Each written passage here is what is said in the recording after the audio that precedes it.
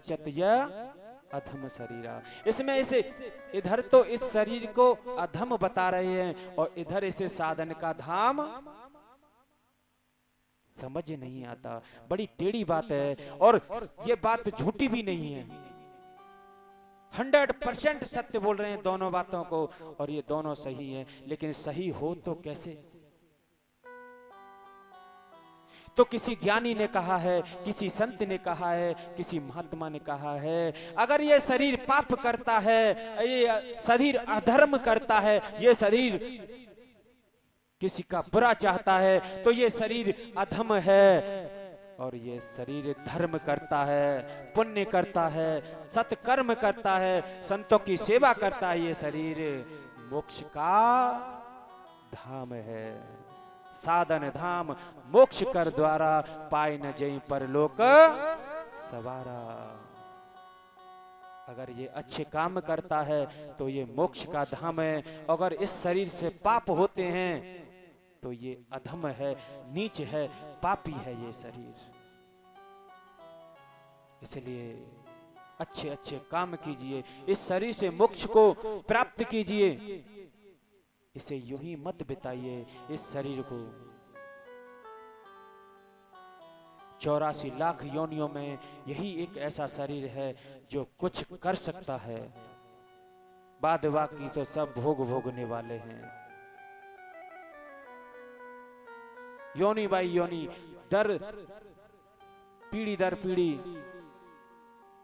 जैसे जैसे योनियां मिलती हैं वैसी वैसी काटते हुए आगे बढ़ते हैं। पशु पक्षी कीड़ा मकोड़े जो भी जन्म मिलता है धीरे धीरे कटता है, उम्र के हिसाब से, समय के हिसाब से। लेकिन मनुष्य का शरीर एक ऐसा है जो सत्कर्म करके भगवान को प्राप्त कर सकता है, और किसी जीव में इतनी क्षमता नहीं है।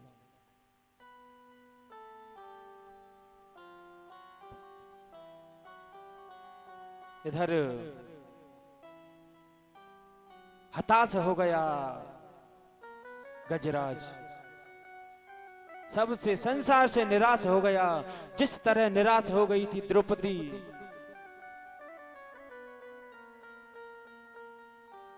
जिस तरह निराश हो गई थी द्रौपदी, सबसे मदद मांगी लेकिन किसी ने सुनी नहीं थी। और ऐसे जैसे धृतराष्ट्र अंधा है, वो आंखों से भी अंधा है और अंदर से भी अंधा है। कहते हैं ना, तेरी आंखें तो फूट गई, तेरी हिये की भी फूट गई। अरे तेरी आंखें फूट गई, अंदर की आंखें तो अंदर की आंखों से तो जागता, इस संसार को देखता, पाप और पुण्य को देखता। कहते हैं ना, और उसकी पत्नी भी अपने आप को पतिव्रता बोलती है, खुद आंखों पे पट्टी बांध करके उसके साथ अंधी बनकर बैठ गई। ये कहां की पतिव्रता है? अरे उसको आंखों पे पट्टी बांधने की कोई जरूरत नहीं थी। अरे वो नेत्र खोल करके पति की सेवा कर सकती थी, पति को राह दिखा सकती थी। ये काम मंदोदरी ने किया था, लेकिन उसकी चली नहीं थी। मंदोदरी को पतिव्रता स्त्री बोलते हैं, पत्नी बोलते हैं, रामचरितमानस में भी लिखा है। लेकिन इसको कोई सतवंती नारी नहीं बोलते। अगर ऐसा होता, खोली थी आंखें साहब, कब खोली थी आंखें मंदोदरी ने? मोह के कारण बेटे को वज्र के समान बनाने के लिए खोली थी। फिर कहां गया था पतिव्रता धर्म?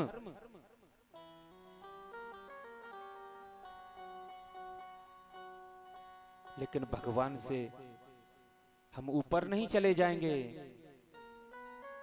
लेकिन भगवान तो कुछ और ही करना चाहते हैं।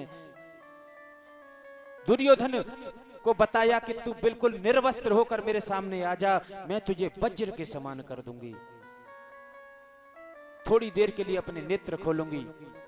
दुर्योधन जाता है वस्त्रहीन, बिल्कुल एक चीर भी नहीं है शरीर पर, रास्ते में भगवान मिलते हैं, भगवान कुछ ऐसे शब्द बोलते हैं तो वह दुर्योधन शर्मिंदा हो जाता है और अपनी जंघाओं पर पत्ते लपेट लेता है केले के और माता के सामने पहुंच जाता है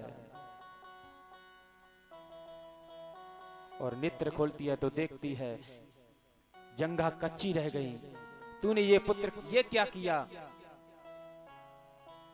भगवान कहते हैं मूर्ख, तूने नेत्र अब खोले, और वो भी पापाचार को बढ़ाने के लिए। इसे समझा भी तो सकती थी, बेटा ऐसा मत कर। अगर माँ बाप दोनों अंध हो जाते हैं तो उनकी औलाद बिगड़ती है। बच्चे पैदा कर लिए लेकिन उनको संस्कार देने को भूल गए, मास्टरों पे छोड़ दिया, टीचरों पे छोड़ दिया। ये आज के माँ बाप भी अंधे हैं। बेटी के हाथ में टच फोन दे दिया, पढ़ बेटी, लेकिन वो पढ़ती नहीं, बिगड़ती है। कोई एक आधी ऐसी बेटी होगी, बहन होगी जो अपने आप को संभालती है। पता है कन्यादान किसका लिया जाता है? अच्छी बेटी का कन्यादान लिया जाता है और कलंकिनी को जल्दी से विदा किया जाता है। करो विदा इसे जल्दी। बेटी के पाए क्यों पूजे जाते हैं? माँ बाप पास पड़ोसी गांव के जाते हैं पाए पूजने के लिए। क्यों जाते हैं? उस बेटी के पाए पूजते हैं, बेटी तूने अपनी जवानी को संभाल कर हमारी लाज रखी, तूने माँ बाप का मान रखा, अपने आप को बिगड़ने नहीं दिया, जिससे हमारी नाक बची रही, इसलिए बेटी तेरे पाए पूजते हैं। और मैं तो कहता हूं जो बिटिया भगवान से जुड़ी हुई है, सत्संग से जुड़ी हुई है, उसकी रक्षा भगवान भी करता है। एक जगह की बात है, कॉलेज में बच्ची पढ़ रही थी, उसके पीछे एक लड़का पड़ गया, कई तरह की बातें करके उसे बहला फुसलाने की कोशिश करता है और आखिरी समय ऐसा होता है कि वो धीरे धीरे उसकी तरफ आकर्षित होने की कोशिश होती है, लेकिन पूरी तरह उसके पास नहीं जाती। वो लास्ट दिन होता है, उसे लड़के को जवाब देने के लिए उसने कहा मैं कल तुझे जवाब दूंगी। उस दिन क्या होता है, बेटी पढ़कर घर जाती है और छत पे चढ़ जाती है। उस दिन एक नट अपनी बिटिया के साथ खेल खेलने आता है, कहते नट आता है ना, और एक रस्सी पर उसकी बेटी चलती है और उस रस्सी पे जब उसकी बेटी चढ़ती है और उस बेटी का पैर डगमगाता है तो वो नट क्या कहता है कि आधी कि पूरी गई आधी रही, आधी में पुण्य